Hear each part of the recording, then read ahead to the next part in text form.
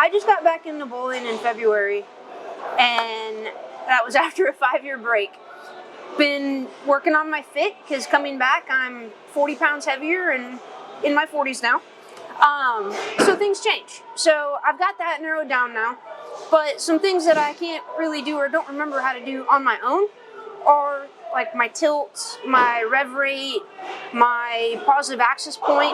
It's always better to have a second set of eyes. So my buddy Sean is going to help me get all those numbers today. And then I'm going to follow that up either later today or sometime in the next week at a neighboring center that has Specto and see how our numbers compare to what the computer says. So we need to get started. We definitely need to get started, but first, Jen, let's talk about why are those things important to you as a bowler coming back into bowling in today's day and age. Okay. So why do you want to learn your positive axis point? What is a positive axis point? So my understanding on the positive axis point is that everybody's is a little different, and it is relative to how they throw the ball. Right. So, and it's a point that can be put on the ball relative to the pin, the center of gravity, and the mass bias to get the desired reaction for that person's individual roll. So without that number, it's kind of like, you're just guessing. Yeah, no, I think you hit the nail on the head there. I think look at it like it's a fingerprint, right? And each bowler has a unique fingerprint or positive axis point. And 100% correct, how you drill a ball is indicative of the ball motion and shape that you're looking for based on your positive axis point. So super important as you're getting back into the game, as you're building an arsenal, as you're looking to bowl tournaments again.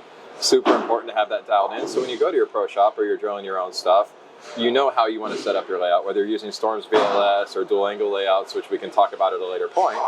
You know, it helps you dial in and get that true consistent reaction and performance you're looking for from a ball rather than just guessing, do I want to do a pin above the finger or a pin below the finger? Right, which is kind of how I was introduced to it was, you know, initially drilling is like, pin up, farther up, it's going to get more length, kick it out, it's going to hook earlier. And that was kind of the generic initial thing before I got more advanced into the specific layouts. I do have my PAP from before, but I don't know if I throw the ball the same. That's perfect. I just want to start from scratch. So we can take today. We're here at Tiger Bowl. We don't have any of the fancy tools that we could use to measure rev rate, so and positive axis point. So we're going to go through it. We're going to have you throw shots. We're going to show the audience how we can throw shots and figure out what your positive axis point is without any fancy tools and be able to determine is it the same as it was before or is it different. Okay, cool. So let's have you throw a couple shots and we'll be right back. And she's going to throw it a couple times down the lane. We're going to get some oil on the ball, and then once it's there, we'll determine, make sure she gets a shot in the oil, comes back with some oil lines on it, and then we'll show you the next steps in how to find a bowler's positive axis point.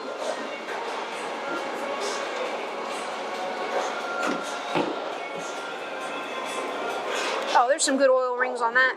Okay. Some good oil rings on that. Back, Jen's throwing a couple shots down the lane. She's got some oil on the ball. And as we can see, hopefully you can see in the video, the ball has some flare lines. So we're going to use a grease pencil and Armadillo. And what we're going to do is we're just going to trace the most inside flare line. Try to be as close as possible.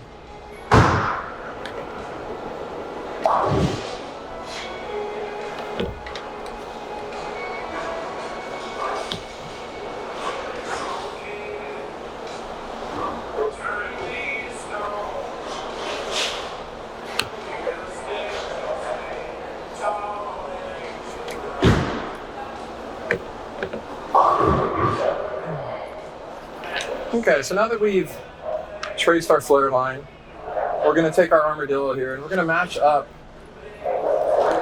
the line that closely matches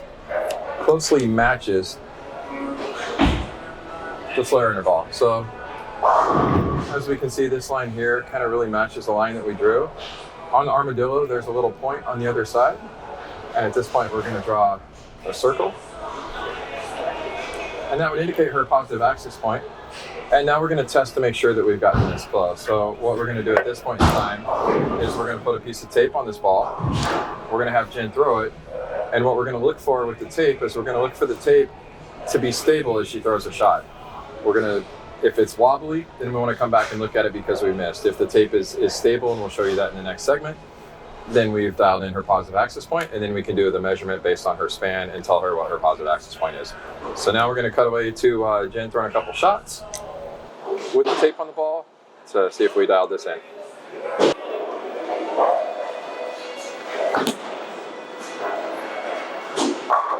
And as we can see on that shot, we saw the tape very stable through the first 30, 40 feet of the lane before it decided to make this transition. So pretty comfortable that we've nailed her PAP. But we're going to throw one more shot just to make sure that wasn't some fluke or something. Or that I didn't throw 2 bad shots in a row.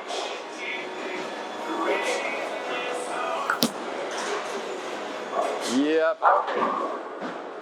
And of course she goes out and aces 2 shots too, so that makes it even better. But I think we've dialed in the PAPs. Yeah. All right, so Jen's back from throwing some shots. First one saw the tape on the ball was very stable. And we threw another shot just to make sure, and it was. So at this point, Jen, what we're going to do is we're going to measure where your positive access point is now based on the tape and based on our measurements of your flare line, right? So what we'll do is we'll go half your span. And every pro shop should have these tools available, right? To help 100. somebody get these numbers? 100%. We introduced a new tool out here as well. It's called a Sect. They come in many different colors. Every pro shop should have these, and definitely are very valuable and worth their weight in gold. So Jen, do you remember what your overall or your span is? Nope. Okay, perfect. I read it off the spec sheet every time. That is awesome. And I if I had to rely on my memory, I would never get it right at the same time. So I don't know. So what I'm doing here is just drawing a line so we can get halfway distance so we can measure your PAP, right? So from cut to cut, got you approximately 3 1/4 inches. So if we cut that in half, you're good at math. What's half of 3 1/4? To put you on the spot. Yeah, don't do that to me. Yeah, I know. So we'll call it like 1 5/8. Right? That sounds about right. Sure. Yeah. We'll cut back and we'll come back here and do the math again. 2, 3 1/2, 3 1/4. Well, 3 would be 1 1/2. A quarter, it would be another 1/8. So a half and an 1/8. 3 and 5 1 5/8. Yeah. 1 5/8. Yeah. We were right the first time. See, sometimes you just got to do math and it's hard. Yeah. Shouldn't be, but it is. Math is hard. And bowling math gets even more complicated the more you get into it. Oh, we got something for them coming up on that pretty soon, don't Oh, we? yeah. Yeah. Lots of stuff on that. Bowling math.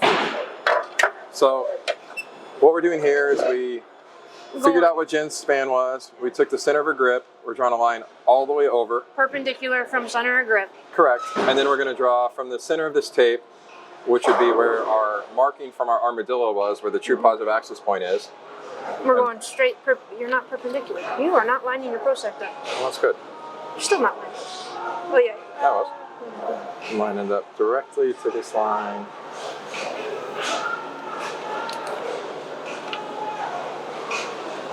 So, with the tape on there, look at the center of that tape, which was right where our spot is right there. We're going to draw a line straight through there, straight through here. And now we have Jen's new positive access point, which, if we use our prosect and our measurement, we get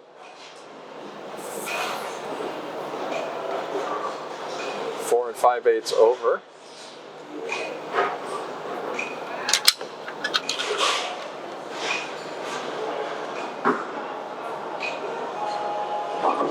By 1 3/8 up.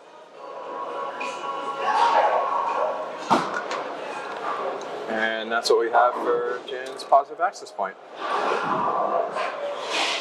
I don't have my spec sheet with me, which is what has it written on, but I think I have a photo of it.